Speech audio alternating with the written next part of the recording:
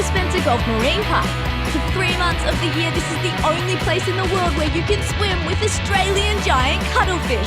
What are those, you ask? Don't worry, I'm on it as soon as I get this on.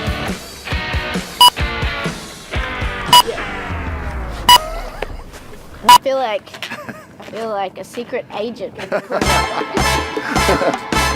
go crack the case, guys. Let's go find those cuttlefish. Target spotted. See those spaceship-looking things? They're in the same family as squid and octopus. And you're looking at the world's largest species, which is fitting because they are a big deal. It's a highlight of my dive career to come out here and dive this area. And why are there so many of them here? Right here, they think that the rock ledges here attract them in for laying their eggs. So as you can see around us, quite a few rocks, and under the water it's the same. So there's ledges there and crevices for the females to come in and lay their eggs and be safe.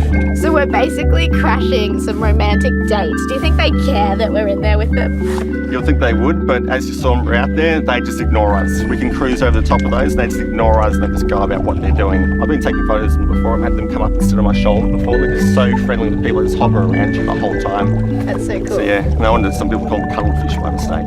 Yeah, cuttlefish. I kind of wish they were called cuttlefish.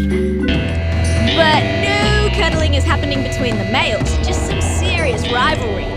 There's usually only one female to 11 males. One of the favourite things I see is the shimmering effect, I call it, where they come up against each other. They'll stretch their bodies out as long as they can. They'll put their backs up to each other and they'll have these pulsating colours coming through the back of their bodies. So it'll be all black and white, clouds of colour coming through. And that's just to say, okay, we're the dominant male, you need to move off. That's when the smaller males need to get strategic. They can morph their body shape and they can change their colour to mimic a female. So a female is a lot smaller and the arms on the female, like on your hand, are quite narrow. And then the male thinks it's a female, of course, so they'll start to protect or chaperone that female. And that male will then morph back into a male and go underneath and fertilise the eggs that female is laying eggs under the rock. I like it. Sneaky tactic. Very sneaky tactic. Cuttlefish are said to be as smart as a dog and are known for being masters of disguise. Grass and dolphins and sea lions around here like to feed on them so they can camouflage themselves very well. The chromatophores on the surface of the skin, they're called, they're small cells that change colour at the blink of an eye. So if you think of it like a high definition television, they've got lots of little pixels on the skin, which is about 30,000 per square inch. So it's a lot more than the average TV screen. And they can go through a whole range of colours at the blink of an eye. So you'll see one that's mimicking the background, say, of a red algae. You'll see others mimicking sand or the colour of the rock around. So if you're not careful to look really closely, you actually swim over quite a few without seeing them that well camouflaged with the colour change. That is so cool. I wish we could change colour in the blink of a second. Should we try it? Be nice. What did... Anything happen? No. No. One more time. No. Didn't work. What's crazy is these guys are colourblind and nobody really knows how they mimic colours they can't even see. All the more impressive, I say.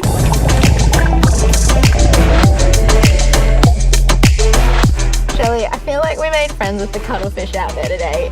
Are they protected? So they actually are a protected species up here in northern Spencer Gulf. So there's a few different layers of protection because we haven't always had the giant Australian cuttlefish numbers that we have now.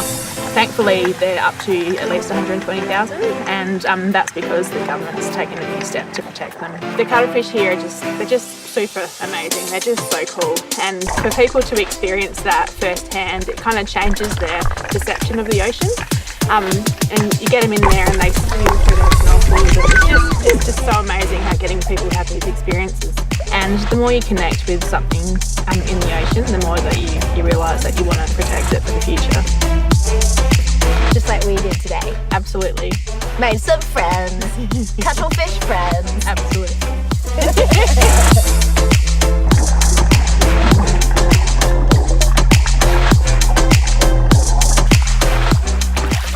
Now that is definitely a once-in-a-lifetime experience.